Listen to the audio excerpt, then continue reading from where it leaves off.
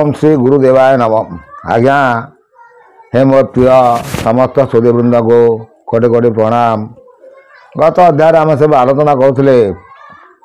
आज आम देखा भागवत गीता, गीतार राजविद्या राजगुह योग। देखु ये स्वयं भगवान कृष्ण अर्जुन को कहते से कौन कहते आम देखा से भगवान हुआ तो से कौन कहते इदं ते गुहा तमं प्रवक्ष्यामन्यश्रूयते ज्ञानं विज्ञान सहित जद्गंत मुख्यस्य शुभात्। तार अर्थ से अर्जुन को कहते कौन कहते आज्ञा ना तुम पर दोष दृष्टि शून्य भक्त को यही परम गोपनीय विज्ञान सहित ज्ञान मु पुनर्बार भल भाव बुझाई कहीदेवी। अर्जुन एते नतमस्तक कहते से अर्जुन को कहते तुम जो किसी दोष ना तुम दोषमुक्त भक्त बोली मु तुमको गोपनीय तथ्य बुझाई दे कहीदेवी। ज्ञान हूँ विज्ञान परिसर बाहर जो विज्ञान दुहाई दे कि अभी नास्तिकवादी माने चली किंतु ज्ञान रु विज्ञान परिप्रकाश से कौन कहते आम से विषय में देखा से कौन कहते ता तुम जानी दुख रूपी संसार मुक्त हो राजविद्यां राजगुह्यं पवित्रमी दतमुतम प्रत्यक्षा भगवं धर्मं स्वसुखं कर्तुमा वयम। तार अर्थ यही विज्ञान सहित ज्ञान होती सकल विद्यार राजा। विज्ञान सहित ज्ञान होती सकल विद्यार राजा सी कहते बुझाऊँ आज्ञा समस्त गोपनीय रहस्य मानकर राजा अत्यंत पवित्र अति उत्तम प्रत्येक फलदायी और धर्ममय। तेणु ज्ञान कौन आज्ञा से ज्ञान विषय मोर ये चैनल माध्यम सब बुझे दे आसी थी। ज्ञान होती परमात्मा ज्ञान परम पुरुष से ज्ञान स्वरूप आपण मान जो बुद्धि होती जो आप कहते जहाँ कि करुँच जड़े कई ऐश्वरिक शक्ति आम शरीर में अच्छी आ से शक्तिर बल आम चलुचु कहूँ करूँ ताकू यदि आप चिंता न करेंगे से ही हूँ ज्ञान से हूँ परम ज्ञान। परम सहित यदि आम मिलामिशा कर परम धाम को आम गतागत कर ताले से ज्ञान विज्ञान ऊपर से रही। कारण फल सदृश गीता तो गोटे अध्याय कही कहली आप गोटे फल सदृश कहलु वैज्ञानिक मानकर गमनागमन केते बार पर्यंत सूर्य पर्यंत जापारना चंद्र को जापार मंगल ग्रह को जापार शनि ग्रह को जापार सबुठ जापार कि सूर्यमंडल कौन जाऊँच कि जापारना जेपरी जाऊना कि गोटे ज्ञानी लोक परमात्मा सहित संजोग थिले से सूर्यमंडल टपिकी नक्षत्र मंडल को जापर केमी ना मुझे आपण सरल तत्व कही आसी बुझे भी आसी आपण मैंने देखले जापारे। गायत्री बसस्टाण्ड कही गायत्री बसस्टाण्ड आप बसई बसई पवन ऊर्ध्वगामी कर मन आपंकर जो ज्ञान आपंकर जो चैतन्य आपन ऊर्ध्वगामी कले धीरे धीरे धीरे धीरे धीरे धीरे धीरे धीरे जाकि ब्रह्मपुर ब्रह्मपुर दे आसवे। कारण सूर्यमंडल लेखकार मान लिखिं दुई नेत्र होती चंद्र आ सूर्य मनुष्य दुई नेत्र होती चंद्र आ सूर्य जगन्नाथ से 50 अक्षर से पूजा पाँच चंद्र आ सूर्य ये हूँ सब तत्वज्ञान बाणी। गीता मध्यम किसी कथा कहीकि आपन को कौन से गोटे टपिक आसवा आम देखा से कौन कहते जो मैंने सब ठाकुर आलोचना करते से ज्ञान उपर आम देखुं सी अर्जुन को सब बुझाऊँ ज्ञान विज्ञान ज्ञान परिसरभुक्त होती विज्ञान विज्ञान परिसरभुक्त ज्ञान नुह। कारण जो वैज्ञानिक मान से ज्ञान तांकर उपलब्धि है कमती रिसर्च कले कल्चर कले से ज्ञान आसला से वैज्ञानिक बाहर कि ज्ञान दाता किए ताकू चिंता कर जड़े के ज्ञानदाता अच्छी ऐश्वर्यक शक्ति जड़े बोले कई अच्छी आउ से कौन कहते आम आउ देखा आग को आज्ञा अश्रद्ध धना पुरुषा धर्मशास्त्र परंतव अप्राप्य मांग निवर्तन्ते मृत्यु संसार वर्तनी। हे परंतव अर्जुन उपरोक्त धर्म सदा रखी नथिबा पुरुष मान मते प्राप्त न होई मृत्यु रूपक संसार तत्व घूरी बुलती। देखो से कहते भगवान कृष्ण आज कहते कहीं से निजे परम ब्रह्म स्वरूप अर्जुन को शिक्षा दौरान बुझाते जे हेरे हे परंतप अर्जुन उपरोक्त धर्म सदा न रखी पुरुष माने मते प्राप्त न होई मृत्यु रूपक संसार चक्र पड़ पारती मुझे करार का चक्र सब बुलूची तार भितर समस्त बुलिबे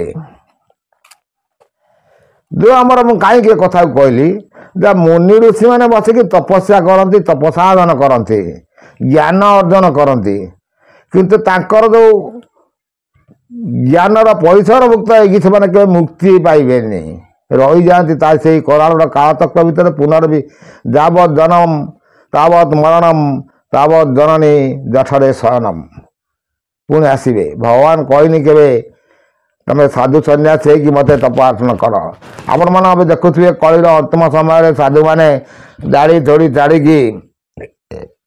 चंदन टीका काटी तो बाइट दौरान अरे तुमको दाढ़ी तुम तो आगे प्रथम तुम निजर जो दाढ़ी रखीच ताकू तो खाइब किए तुम शरीर को खाइब किए ताकू तो तुम लोक दान कलनी से लोभ शक्ति तुम मारिकी धरीच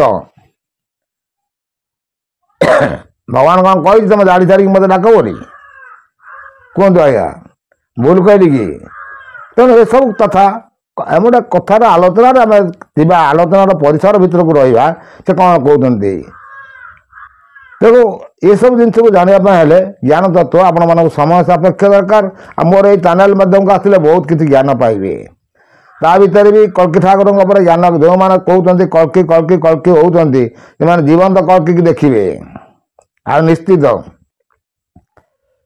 मुझे चैलेंज दे कहूनी किंतु बहुत जो मोर जी भगवान का आशीर्वाद बल मोर गुरु जी बसते आशीर्वाद बल जो 6-7 हजार सब्सक्राइबर अच्छा भर बहुत लोग फोन कर बहुत ज्ञान बुझती आ बहुत लोकर समस्या भी दूर होती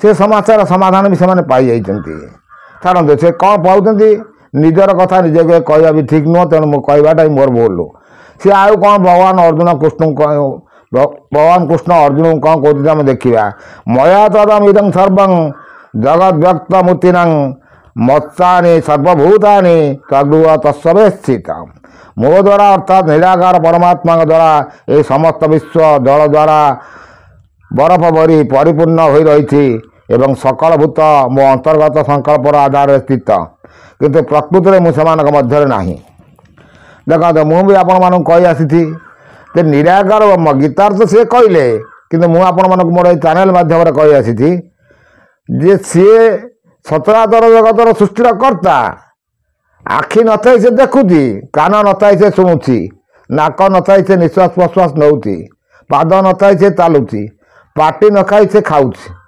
किंतु ये सब रूप से अलग हो जाऊँ से हूँ परमात्मा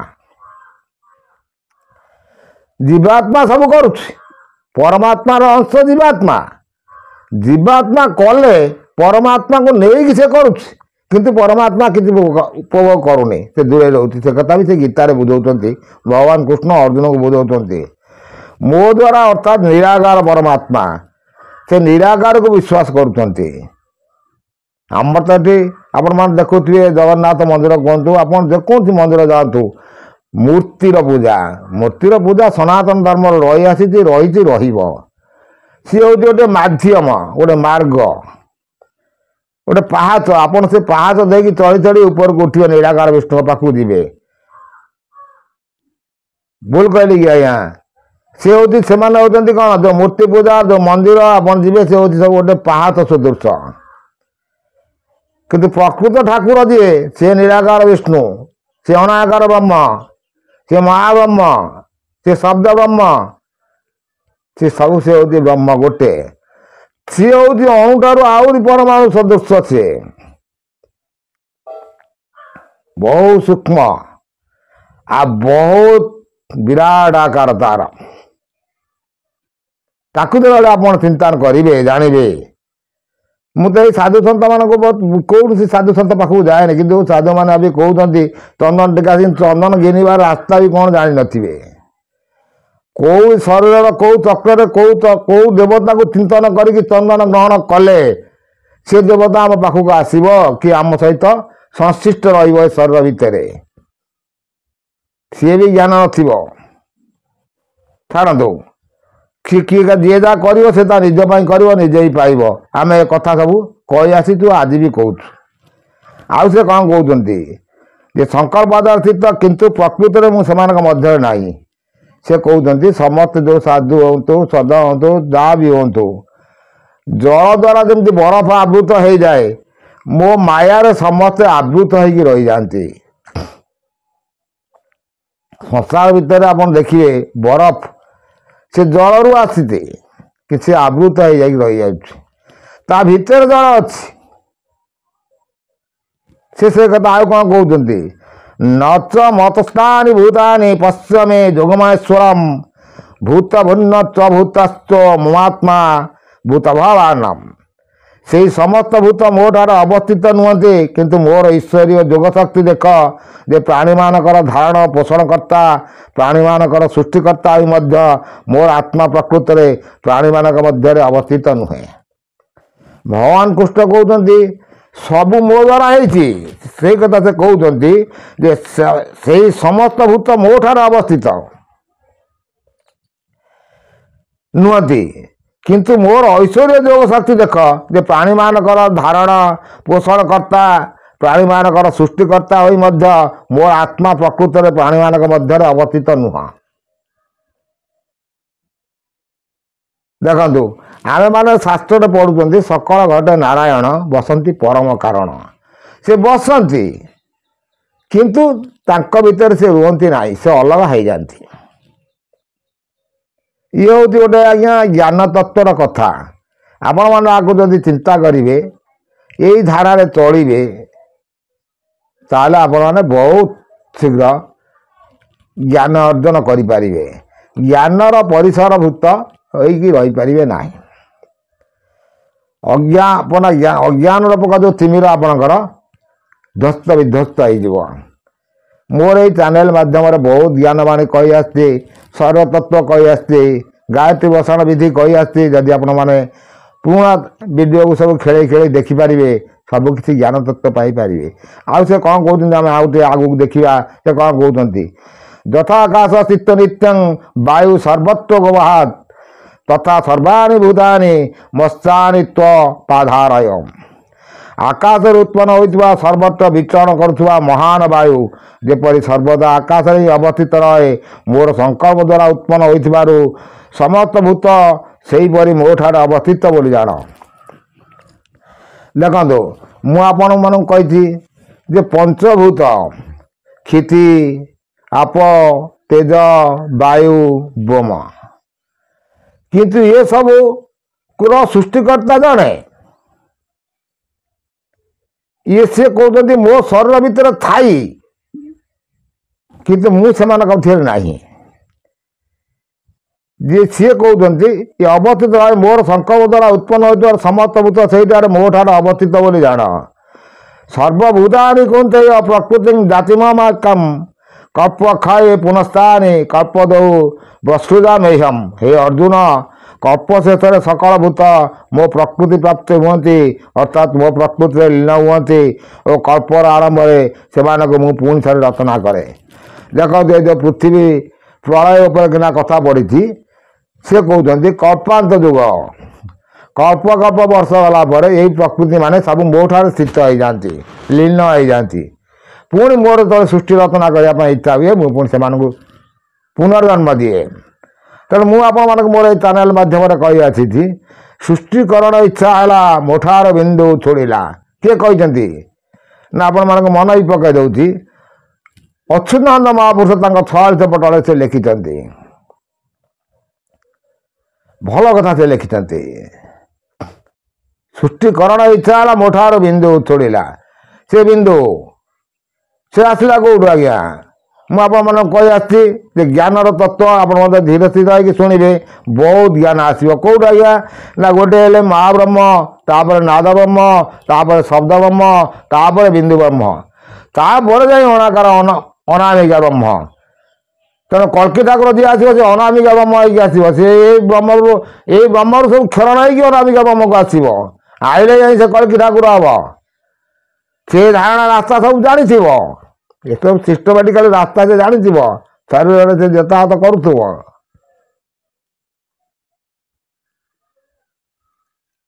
କ'ଣ ବୁଝିପାରିଲେ ଆଜ୍ଞା? ତେଣୁ ସିଏ ଆଉ କ'ଣ କହୁଛନ୍ତି ଆମେ ଟିକେ ଆଗକୁ ଦେଖିବା। ବି କଳ୍କିଙ୍କ ଉପରେ ଆଲୋଚନା କରୁନାହାନ୍ତି। ଆମେ ଗୀତା ଭାଗବତ ଉପରେ ଯାଉଛନ୍ତି। ଯଦେବ ଦର୍ଶନା ଜଗତ ବସୁତଂ ଦର୍ଶନାସୁତଂ ନିର୍ଗୁଣ ନିର୍ବିକଳ୍ପଂ ଯତର୍ଭୂତାତ୍ମକ ନିର୍ବିକାରଂ ତସ୍ମୈ ଗୁରୁବର୍ପଣମାମି ନିତ୍ୟଂ। ଯଦେବ ଦର୍ଶନା ଜଗତ ବସୁତଂ, ଗୋଟେ ଜ୍ୟୋତ୍ସ୍ନା ସୁଦୃଶ ସେ ଯେତେବେଳେ ଆମର ଅସୁତାନ 100 ପଟ ଲେଖିଛନ୍ତି। ଯଦେବ ଦର୍ଶନା ଜଗତ ବସୁତଂ ଦର୍ଶନାସୁତଂ ନିର୍ଗୁଣ ନିର୍ବିକଳ୍ପଂ, ସେ ଯେତେବେଳେ ଜ୍ୟୋତ୍ସ୍ନା ସଦୃଶ, ବୈଜ୍ଞାନିକ ମାନେ ମତ ଦେଉଛନ୍ତି ଗୋଟେ ଦୁଇଟା ଅଗ୍ନିପୁଣ୍ଡାର ଉଲ୍କା ରାଶିର ସଂଘର୍ଷରେ ନକ୍ଷତ୍ର ମଣ୍ଡଳ ଗ୍ରହ ମଣ୍ଡଳ ସବୁ ଉତ୍ପନ୍ନ ହୋଇଛନ୍ତି। କାରଣ ଏମିତି ଖାଲି ଗୋଟେ ଦୁଇଟା ଉଲ୍କାପିଣ୍ଡ ହେଇଗଲା, ସେ ସଂଘର୍ଷରେ ସବୁ ଯାକ ଗୋଲ ଗୋଲ ହେଇଗଲା। କେହି ଆଉ ଚେପ୍ଟା ରହିଲେନି, କେହି ଆଉ ବଙ୍କା ରହିଲେନି, କେହି ଆଉ ତେଢ଼ା ରହିଲେନି। ହଁ, ଗୋଟେ ନଡ଼ିଆକୁ ଆପଣଙ୍କୁ ଦେଲେ ବାଡ଼େଇକି ଭାଙ୍ଗି ସମାନ ଭାବରେ ଭାଙ୍ଗିଦେବେ? ଦୁଇଟା ନଡ଼ିଆକୁ ବାଡ଼େଇ ଦେଲେ ସେ ସମାନ ଭାବରେ ଭାଙ୍ଗିଯିବ? କିଛି ନା କିଛି ତେଢ଼ା ଅଂଶ ରହିବ ହିଁ ରହିବ। ଏ ସବୁ ଗୋଲକାର କେମିତି ହେଇଗଲେ? ସେଇ କଥା ସେ କହୁଛନ୍ତି। ଇଏ ସବୁକୁ ମୁଁ ତିଆରି କରିଛି। ଛାଡ଼ନ୍ତୁ, ଆମେ ତା ବିଷୟରେ ଆଲୋଚନା କରିବା। ଦେଖୁଛନ୍ତି ପ୍ରକୃତି ସ୍ୱାମବାଷ୍ଟବ୍ୟ ବିଶୁଦ୍ଧାମି ପୁନଃ ପୁନଃ ଭୂତ ଗ୍ରାମାମି କୃଷ୍ଣବାସଂ ପ୍ରକୃତି ବସାତ୍। ମୁଁ ମୋ ସ୍ୱଭାବବଶତଃ ପରନ୍ନବ ହୋଇଥିବା ଏ ସମସ୍ତ ଭୂତ ସମୁଦାୟକୁ ସେମାନଙ୍କ କର୍ମ ଅନୁସାରେ ବାରମ୍ବାର ସୃଷ୍ଟି କରେ। ସେ କହୁଛନ୍ତି ଏ ଭୂତମାନଙ୍କୁ ମୁଁ ବାରମ୍ବାର ସୃଷ୍ଟି କରେ। ସୁନ୍ଦର ସୁନ୍ଦର ତଥ୍ୟ ଆପଣମାନେ ମୋର ଏଇ ଚ୍ୟାନେଲ ମାଧ୍ୟମକୁ ଆସିଲେ ପାଇପାରିବେ। ଆଉ କିଛି ଜ୍ଞାନ ବି ଅର୍ଜନ କରିପାରିବେ, କିଛି କଥା ବି ଆପଣ ଶୁଣିପାରିବେ। ଯଦି ଆପଣମାନଙ୍କୁ ମୋର ଏଇ କଥା ଭଲ ଲାଗୁଥାଏ ତାହେଲେ ମୋର ଏଇ ଚ୍ୟାନେଲକୁ ସବସ୍କ୍ରାଇବ୍ କରି ଲାଇକ୍ ସେୟାର କଲେ ଆପଣଙ୍କ ସାଙ୍ଗସାଥିମାନେ ବି ବହୁତ ଉପକାର ପାଇବେ। ଆଉ ସେ କ'ଣ କହୁଛନ୍ତି? ନତ ମାଂ ତାନି କର୍ମାଣି ନିବଧ୍ନତି ଧନଞ୍ଜୟ ଉଦାସୀନ ବାଦାସୀନ ମସକ୍ତ ତେଷୁ କର୍ମସୁ। ହେ ଅର୍ଜୁନ, ମୁଁ ସେସବୁ କର୍ମରେ ଅନାସକ୍ତ ଓ ଉଦାସୀନ ସଦୃଶ ରହିଥିବାରୁ ମୋତେ ଅର୍ଥାତ୍ ପରମାତ୍ମାକୁ ସେସବୁ କର୍ମ ବାନ୍ଧିପାରେ ନାହିଁ। ସେ ନିଜକୁ ପରମାତ୍ମା ବୋଲି ଅର୍ଜୁନକୁ ସେ କହୁଛନ୍ତି।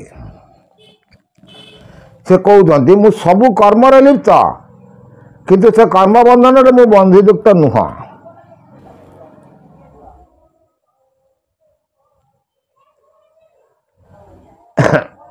ଭୁଲ କହିଲି କି ଆଜ୍ଞା? ଏ କଥାଟା ଚିନ୍ତା କରି ଦେଖନ୍ତୁ। ମୁଁ କାହିଁକି ଉଦାହରଣ ସ୍ୱରୂପ ଗୋଟେ କହିଲି? ସଂସାରରେ ଆମେ ଘର କରିଛନ୍ତି, ସଂସାର ମୁଁ କରିଛି, କିନ୍ତୁ ସଂସାର ଠାରୁ ବି ଅଲଗା ହେଇକି ରହିଛି। ଠାକୁରଙ୍କୁ ପୂଜା କରୁଛି, ଠାକୁର ସବୁବେଳେ କହେ ଠାକୁର ତୁ କ'ଣ କରୁଛୁ, କ'ଣ କାମ କରିବୁ କହ? ଆପଣ ଶୁଣିଲେ ବି ହସିବେ, କହିବେ ଏଟା ପାଏ ଲୋକଟା ଫାଗାଟା। ମୁଁ ଏ ଭିଡ଼ିଓ କରିବାରେ ଆଜ୍ଞା ମୁଁ କ'ଣ ଭିଡ଼ିଓର ଅକ୍ଷର କିଛି ଜାଣିନି। ନେଟ୍ ଚଲେଇବା ବି କ'ଣ ଶିଖିନି। ତାକୁ କହେ ତୁ ତାହେଲେ ନେଟ୍ ଚଲେଇବୁ, ତୁ ତାହେଲେ ଭିଡ଼ିଓ କ'ଣ କହିବୁ, ଯାହା କହିବୁ ମୁଁ ସେୟା ଭିଡ଼ିଓ କରିଦେବି। ମୁଁ କିଛି କରିପାରିବିନି। ମୁଁ ମାଲିକ ନୁହଁ, ମୁଁ ଚାକର, ତୁ ମାଲିକ। ବିଶ୍ୱାସ କରିବେନି, ମୁଁ ତାଙ୍କୁ ଡାକିକି ଆସେ ପୁଅରେ, ମୁଁ ତାକୁ ଡାକେ ପୁଅ, ସେ ମୋ ଡାକେ ବାବା। ଯିଏ ଲୋକ ଶୁଣିବେ ହସିବେ। କିନ୍ତୁ କାହିଁକି ନା ମୁଁ ତାକୁ ସେଇଭଳି ହିସାବରେ ଭାବନା ଯେଉଁ ମୋ ଚେତନାଟା ରହିଛି ତା ସେଇଭଳି ହିସାବରେ ତାକୁ ସେବା କରୁଛି। ସକାଳେ ଗୁରୁ, ଗାଧୁଆଳେ ପୁଅ, ସନ୍ଧ୍ୟାବେଳେ ଠାକୁର, ରାତିରେ ପୁଣି ସେବକାରୀ ମୁଁ ହେଇଗଲି। ସେ ମୋର ପ୍ରଭୁ ଈଶ୍ୱର ହେଇଗଲା। ତା ସେବା କରି କରି ଆସୁଥିବି ସେମିତି। ଯିଏ ବୁଝିଲା ଲୋକ ସେ ଠିକ୍ ବୁଝିଯିବେ। ଯେଉଁମାନେ କଳ୍କି ଠାକୁର ନେଇ କହୁଛନ୍ତି କଳ୍କିକି ଜନ୍ମ କରିଦେବାଟା କ'ଣ ଏଡ଼େ ବଡ଼ ସହଜ କଥା ପଡ଼ିଛି? ତମେ କେତେ ପୁଣ୍ୟ ଅର୍ଜନ କଲେ କଳ୍କିକି ଜନ୍ମ କରିଦେବ, ଭଗବାନ ବ୍ରହ୍ମକୁ ଜନ୍ମ କରିଦେବ? ସେମିତି ପୁଣ୍ୟ ଫଳ ତମ ଦରକାର ନାହିଁ। ଖାଲି ବିନା ପୁଣ୍ୟରେ ତମେ ଜନ୍ମ କରିଦେବ। ବସୁଦେବ ସେମିତି ପୁଣ୍ୟ କରିଥିଲା ବୋଲି ଜନ୍ମ କରିଦେଲା କୃଷ୍ଣଙ୍କୁ। ଦଶରଥ ସେମିତି ପୁଣ୍ୟ କରିଥିଲା ବୋଲି ରାମକୁ ଜନ୍ମ କରିଦେଲା। ଯମଦଗ୍ନି ଋଷି ସେମିତି ପୁଣ୍ୟ କରିଥିଲା ବୋଲି ଯେ ପରଶୁରାମକୁ ଜନ୍ମ କରିଦେଲା। ଉଷ୍ଣବଳ ବଳଦା ସେମିତି କରିଥିଲେ ବୋଲି କରିଦେଲେ। ଅଦିତି ଗର୍ଭରୁ ସବୁ ଜନ୍ମ ମାନେ ଭଗବାନ ବଳି ବାମନ ଯିଏ ଜନ୍ମ ହେଲେ ଅଦିତିଙ୍କ ଗର୍ଭରୁ, ସେ ତାଙ୍କର ସେମିତି ତପସ୍ୟା ଥିଲା। ଆଉ ତମେ କଳି ଯୁଗରେ କ'ଣ ତପସ୍ୟା କରିଛ ହୋ? कल्की की जन्म करदेव ये कहते एଠି कल्की जन्म होती सेठी कल्की जन्म होती आम घर खाइचु ता सांगे खाइचु ता सांगे शोचु आसिल बसी देखा आम पाखे केमी तुम कल्की की जन्म करदेव देखा छाड़ू आम गीता पर जाऊँ सी आउ कौन कहते आम आस्ते आस्ते पुणी नेक्स्ट अध्याय देखा मु चाहूनी बड़ बड़ अध्याय करने एति रही आज्ञा कोटि कोटि नमस्कार।